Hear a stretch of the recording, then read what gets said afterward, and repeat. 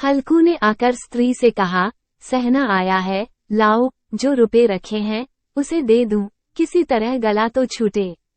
मुन्नी झाड़ू लगा रही थी, पीछे फिरकर बोली, 3 ही तो रुपए हैं, दे दोगे तो कम्मल कहाँ से आवेगा? माघ पूस की रात हार में कैसे कटेगी?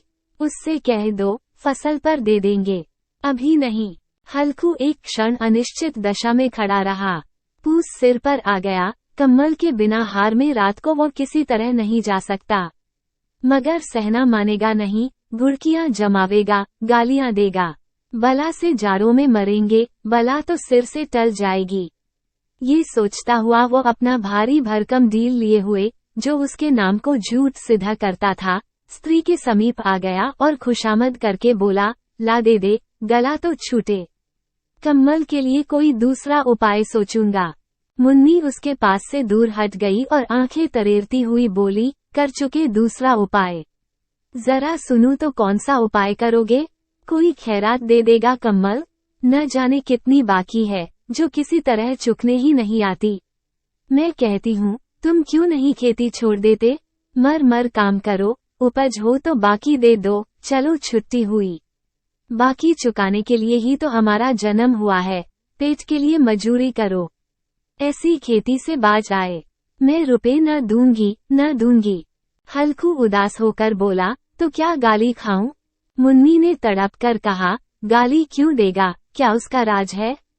मगर यह कहने के साथ ही उसकी तनी हुई भौहें ढीली पड़ गईं। हल्कू के उस वाक्य में जो कठोर सत्य था, वो मानो एक भीषण जंतु की भांति उसे घूर रहा था।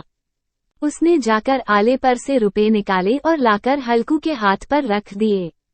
फिर बोली, तुम छोड़ दो अब की से खेती।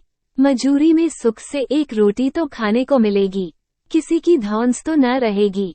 अच्छी खेती है, मजूरी करके लाओ, वह भी उसी में झोंक दो, उस पर धौंस। हल्कू ने रुपए लिए और इस तरह बाहर चला मानो अपना हृदय निकालकर देने जा रहा हो। उसने मजूरी से एक एक पैसा काट कपट कर 3 रुपए कम्मल के लिए जमा किए थे। वो आज निकले जा रहे थे। एक एक पग के साथ उसका मस्तक अपनी दीनता के भार से दबा जा रहा था। पूस की अंधेरी रात, आकाश पर तारे भी ठिठुरते हुए मालूम होते थे।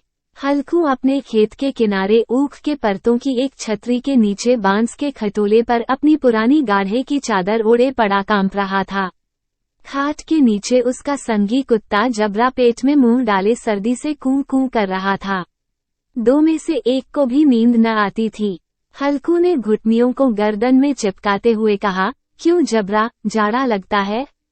कहता तो था, घर में पुआल पर लेट रहे, तो यहाँ क्या लेने आए थे? अब खाओ ठंड, मैं क्या करूं?